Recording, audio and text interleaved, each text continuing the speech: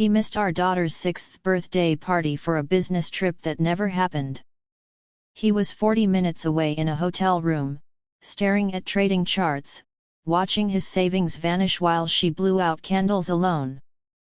My name is Sarah Whitman, and I live in Columbus, Ohio, with my daughter Mia.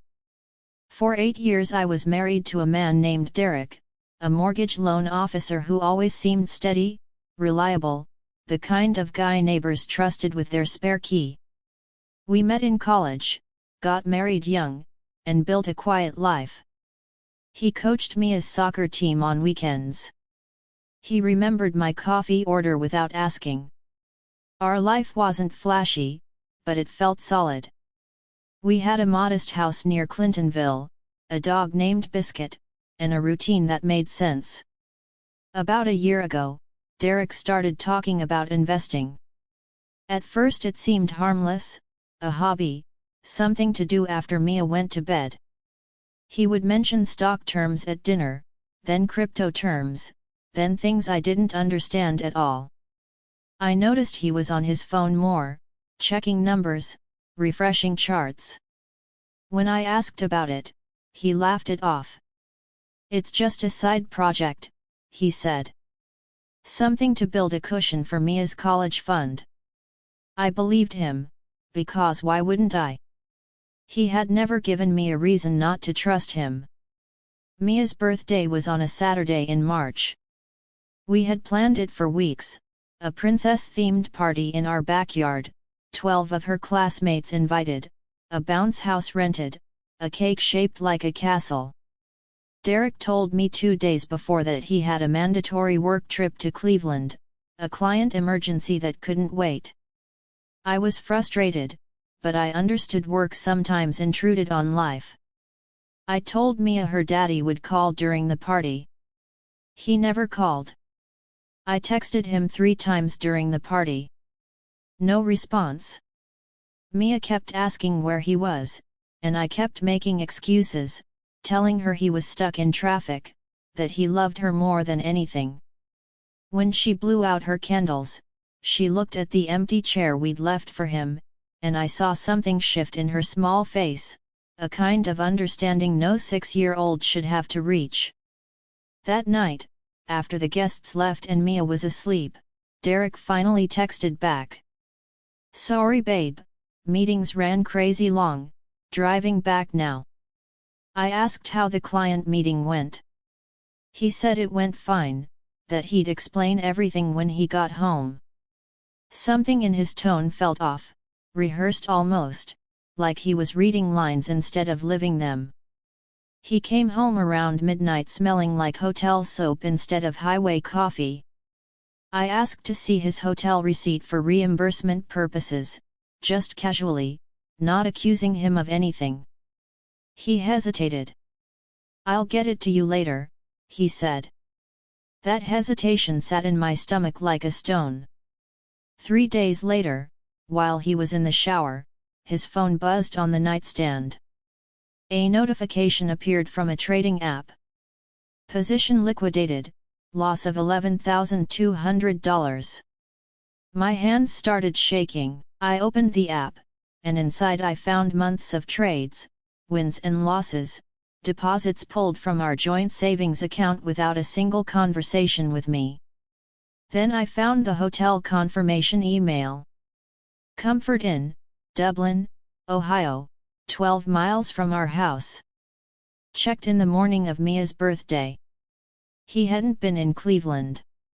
He had been 12 miles away, sitting in a hotel room, glued to a screen, watching numbers rise and fall while his daughter waited for him to walk through the door. When he got out of the shower, I held up the phone. "Comfort Inn in Dublin," I said. "That's not Cleveland, Derek."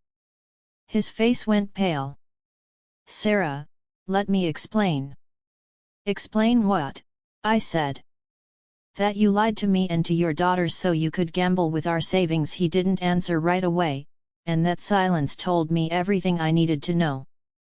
He finally admitted he'd been trading for months, chasing losses with bigger bets, convinced the next trade would fix everything. He'd taken money from our savings, then from a home equity line without telling me, over $30,000 gone. He said he didn't tell me about missing the birthday because he thought he could win it back before I ever noticed anything wrong. When I told my mother what happened, she said, "Marriages go through rough patches, Sarah, don't blow this up over money." My sister told me I was overreacting, that plenty of husbands have secret hobbies. Even Derek's own brother said, he made a mistake, people make mistakes. Nobody seemed to understand that this wasn't about the money alone. It was about a little girl looking at an empty chair on the one day she should have felt like the center of the world, and a man who chose a screen over her. I spent weeks feeling like I was the only one who saw the size of the wound. I second-guessed myself constantly, wondering if I was truly overreacting, if love meant tolerating this kind of betrayal because the man in front of me still seemed to love us in his own way. I cried more in that month than I had in years, quietly, after Mia went to sleep, so she wouldn't see how broken I felt. The lowest point came one evening when Mia asked me, "Mommy, was Daddy trading money instead of coming to my party?" She had overheard us arguing. I realized then that my silence, my attempts to shield her, had already failed. She deserved honesty more than she deserved protection from an uncomfortable truth. That night I made a decision. I told Derek he needed to move out while we figured things out, and that any conversation about our marriage would happen alongside a financial advisor and a counselor, not just between the two of us in whispered arguments. He resisted at first, insisting we could fix it quietly, keep it between us. "I don't want people knowing I failed," he said. "You should have thought about that before you lied to your daughter," I told him.